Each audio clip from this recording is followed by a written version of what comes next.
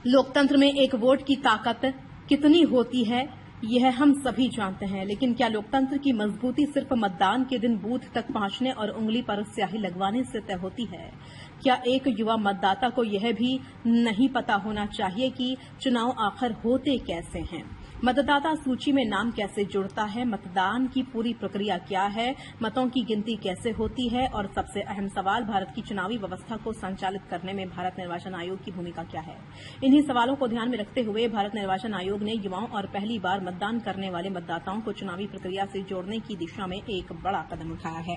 पटना के ज्ञान भवन में आयोजित electoral literacy clubs and ECI net सम्मेलन के दौरान भारत निर्वाचन आयोग ने इलेक्टोरल लिटरेसी क्लब्स यानी ELC 2.0 की शुरुआत की है।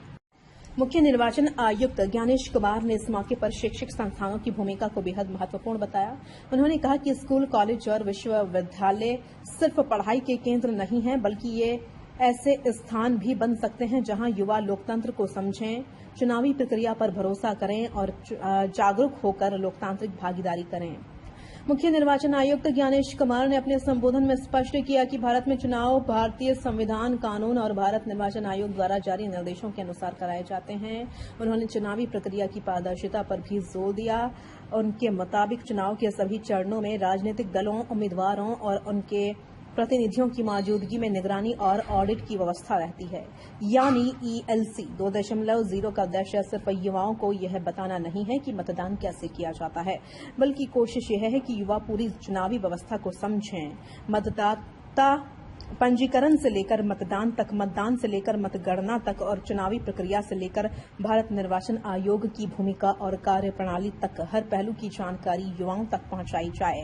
अब जरा उस युवा के बारे में सोचिए जो पहली बार मतदान करने जा रहा है। उसके लिए चुनाव सिर्फ एक नया अनुभव नहीं, बल्कि लोकतांत्रिक जिम्मेदारी की पहली सीढ़ी है।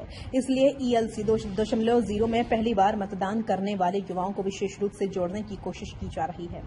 अब आपको सुनाते हैं मुख्य निर्वाचन आयुक्त ज्ञानेश कुमार ने क्या कहा। फिर मेरा नमस्कार।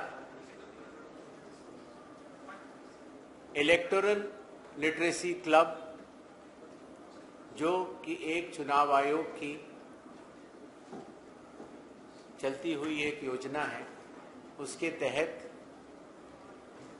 जो हमारे विश्वविद्यालय हैं, जो उनसे एफिलिएटेड कॉलेजेस हैं, जो स्कूल्स हैं और जो उनके स्टूडेंट्स हैं, वो इलेक्टोरल प्रोसेसेस और उसकी पारदर्शिता, चुनावी प्रक्रिया और उसकी पारदर्शिता के बारे में क्लब्स बनाने की जो पद्धति है, वो बिहार में एक बड़े पैमाने से पूरे देश की जो शुरुआत है वो अब बिहार में करने जा रहे हैं।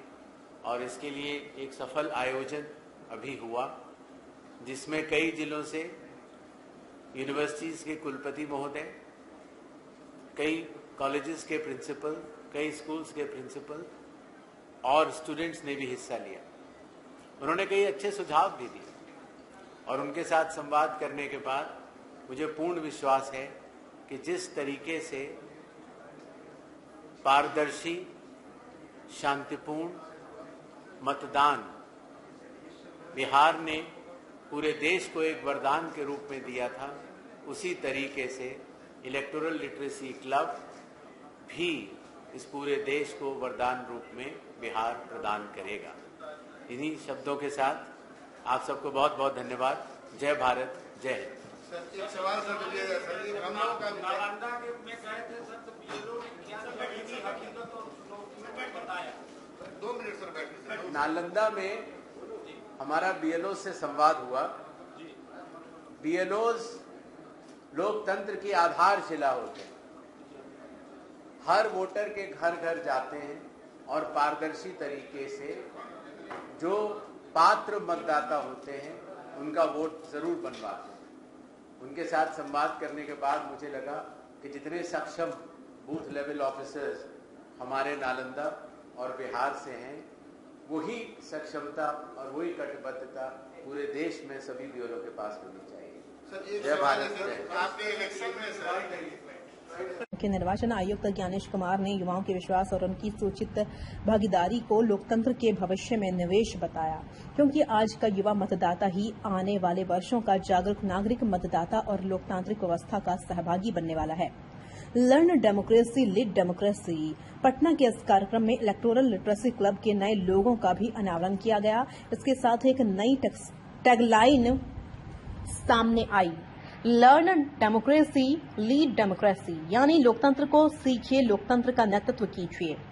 इस टैगलाइन के पीछे सोच काफी स्पष्ट है। पहले युवा लोकतंत्र को समझें, उसकी संस्थाओं को समझें, चुनावी प्रक्रिया को समझें और उसके बाद एक जिम्मेदार नागरिक के तौर पर लोकतंत्र की प्रगति में अपनी भूमिका निभाएं। अब सवाल है कि आखिर ELC 2.0 में नया क्या है। दरअसल इसे सिर्फ स्कूल कॉलेज में बनाया जाने वाला एक सामान्य क्लब नहीं माना जा रहा, इसे संरचित, दिखाई देने वाले और डिजिटल रूप से सक्षम प्लेटफॉर्म के रूप में विकसित किया जा रहा है। सबसे खास बात यह है कि इन क्लबों की गतिविधियां किसी एक दिन या चुनाव के समय तक सीमित नहीं रहेंगी। पूरे साल चुनावी साक्षरता से जुड़ी गतिविधियां आयोजित की जाएंगी। इनका असर सिर्फ विद्यार्थियों तक सीमित रखने की कोशिश नहीं होगी। युवा अपने परिवारों, दोस्तों, शैक्षिक संस्थानों और आसपास के समुदायों तक भी सही चुनावी जानकारी पहुंचाने में भूमिका निभा सकेंगे। यानी एक छात्र से शुरू होने वाली जानकारी का दायरा पूरे परिवार और समाज तक पहुंच सकता है। ELC 2.0 की एक बड़ी खासियत इसका डिजिटल कनेक्शन है।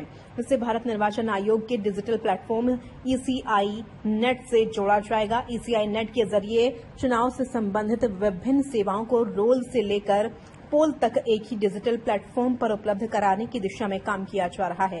इसके लिए ECI नेट पर एक समर्पित ELC पोर्टल विकसित किया जाएगा। इस पोर्टल के जरिए देश भर के इलेक्टोरल लिटरेसी क्लब्स का एक व्यवस्थित नेटवर्क तैयार किया जाएगा।